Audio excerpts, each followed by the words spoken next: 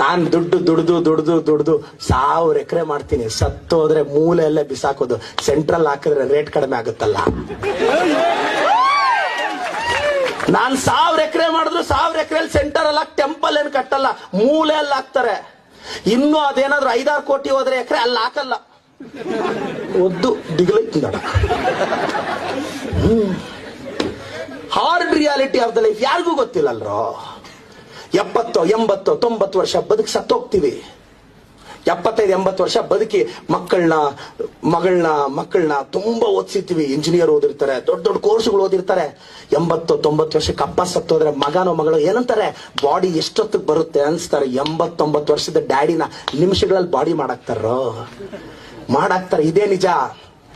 ಅಪ್ಪ ಸತ್ತೋದಾಗ, ಅಮ್ಮ ಸತ್ತೋದಾಗ, ಕೊನೆಯದಾಗ ಅವ್ರಿಗೆ ಮಲಗಿರೋ ಹಾಸಿಗೆ ನನಗ್ ಬೇಕು.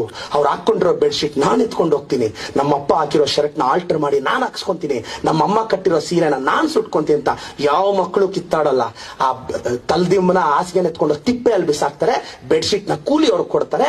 ಆ ಸೀರೆಗಳನ್ನ ಎತ್ಕೊಂಡೋಗಿ ಬಡವ್ರಿಗೆ ಅವ್ರಿಗೆ ಹಂಚ್ಬಿಡ್ತಾರೆ. ಸುಮ್ಮನು ಜಮೀನು. Court case.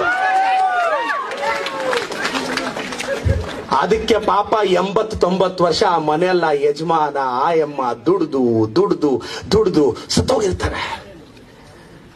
ಮೊದಲನೇ ವರ್ಷ ತಿಥಿ ನಾನ್ ದುಡ್ಡು